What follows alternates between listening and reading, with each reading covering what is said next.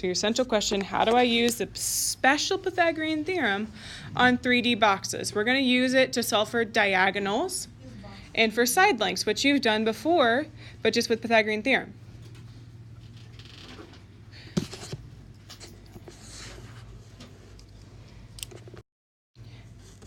Here is your special version. It is d squared equals L squared plus W squared plus H squared. L, W, and H. I bet you already know what those stand for. There you go. So let's go ahead and fill in what these all mean. D. We've solved for D in this unit. It's a diagonal. So this means, I'm going to zoom in because I think we got our central question. The diagonal inside of the prism.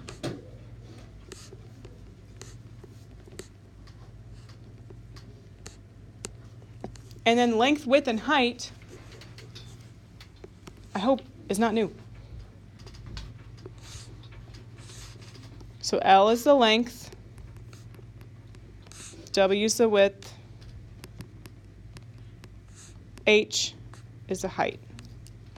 We can't use regular Pythagorean theorem because it's 3D. So we're adding one more piece. Do you see how it looks really similar, but there's just one extra thing squared?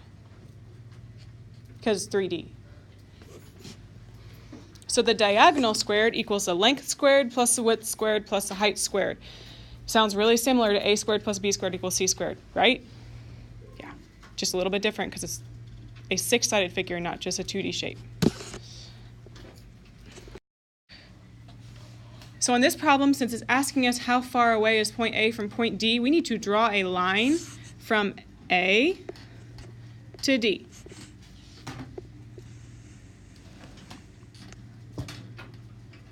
What do we call that type of line? It goes from one corner to the opposite corner. What's that called? A diagonal. And so I'm going to label that line D.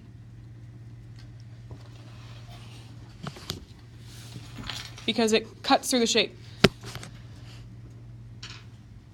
The other side lengths I have are 6, 8, and 24. Elise, what do you think those are? Yeah, my length, width, and height. So 6 will make our length, 8 will make our width, and 24 will make the height. Because that's what they are. It's a 3D shape. So it's almost like D is like C on a triangle, and then the length, width, and height are like the legs. But there's 3 of them, and so there's got to go into the formula 3 times.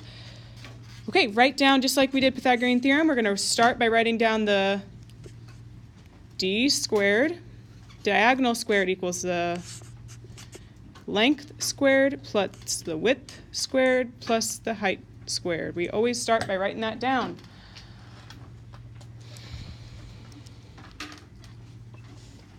It's a 3D figure, so it's got length, width, height.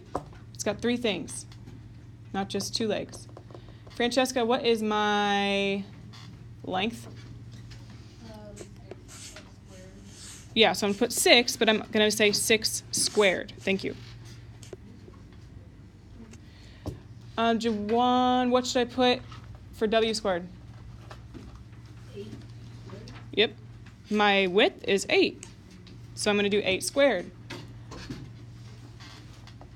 Grace, what should I put for my H squared? 24 squared. That is my height. Guys, do I know what my diagonal is? No, that's what I'm solving for. So I'm going to leave that as D squared.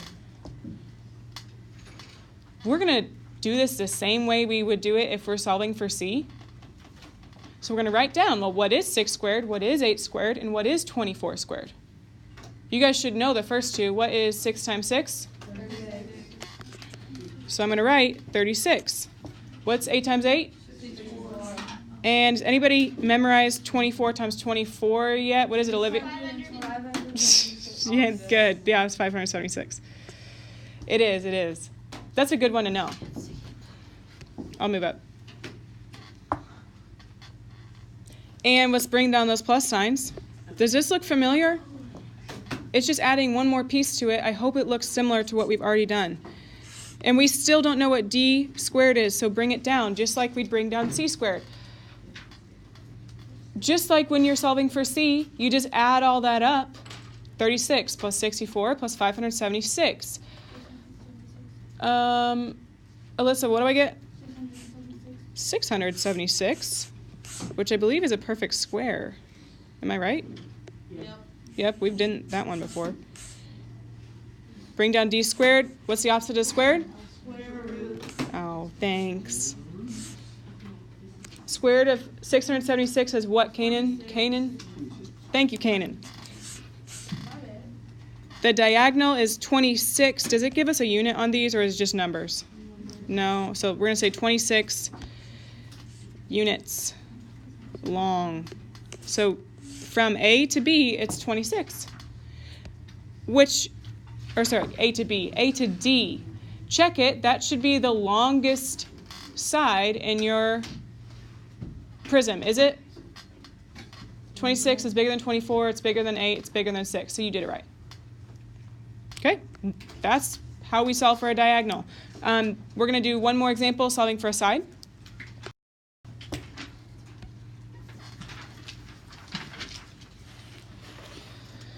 Read it with me.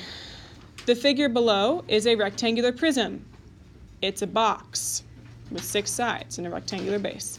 Point D is 25 feet away from point A. Do we have a line drawn right now from point D to point A? No, so we should probably draw one in.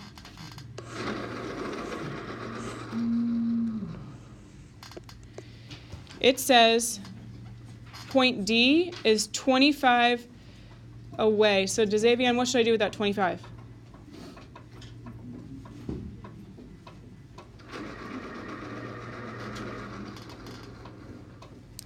Is going to go on that red line because it said D is 25 away from A. This time we know what D is. How far is it from D to E? So that is our length, right? We do not know what the length is. We're going to have to solve for the length. Looking at Canaan's paper right now, looks like he's already done the first thing really well. Write down the formula. D squared equals the length squared plus the width squared plus the height squared. It's a 3D figure, so it's got one extra thing. And you only use this for 3D figures. There's going to be one problem on your test like this. I should see you use regular Pythagorean theorem everywhere else. George, what should I put for D? 25, that's my diagonal. 25 squared equals, Sebastian, what do I put for the length?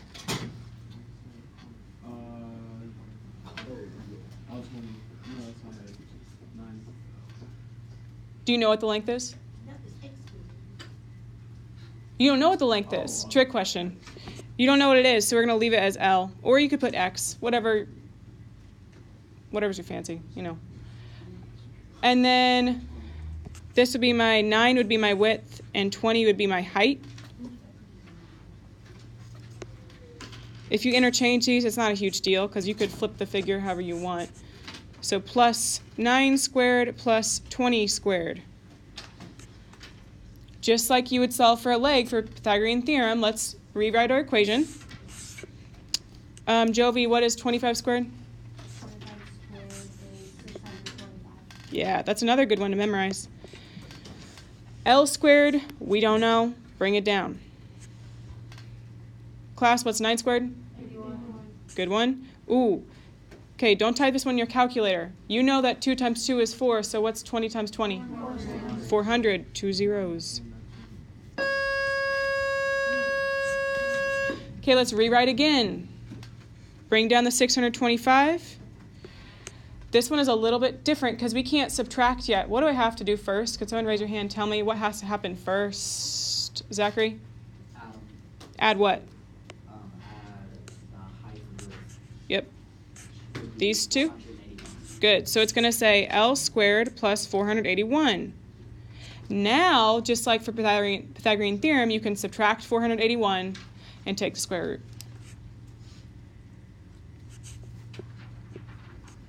Subtract 481.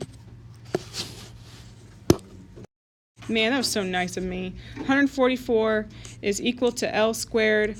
We take the square root to get rid of that little 2, and we get the square root of 144 is 12 is equal to the length.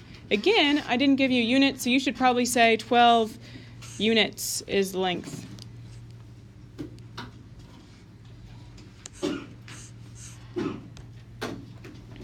You thought you were done. The best part about this problem is that I ask you to find the volume.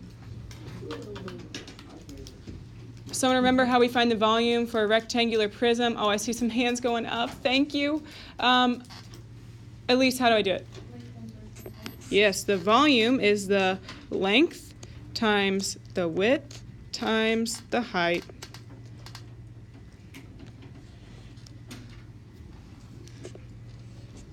We just figured out our length. What is it, guys?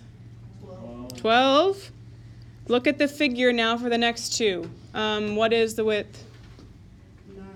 Yep, it's already labeled for you. 9. And the height? 20. So you're doing 12 times 9 times 20.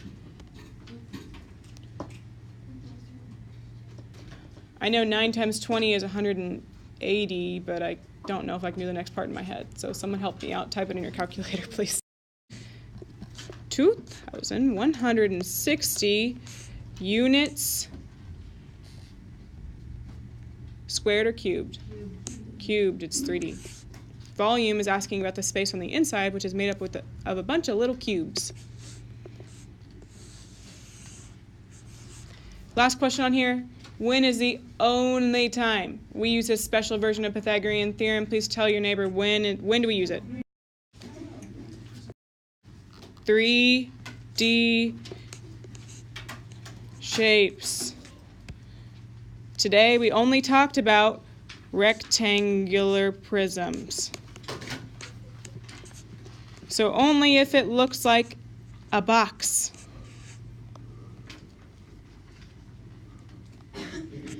If you see unless it's a very obvious figure like that looks like a box, you should not be using this. Again, there's one problem on your test like this. So don't try and go ham and be like, I'm going to solve for the diagonal on everything using this weird formula. Only in this case. And even if you're solving for a diagonal on a rectangle, what should you use? Oh, gosh. If you're just solving for a diagonal on a regular rectangle, what should I use? The regular Pythagorean theorem, because it's not 3D. So it doesn't have a length, width, and height.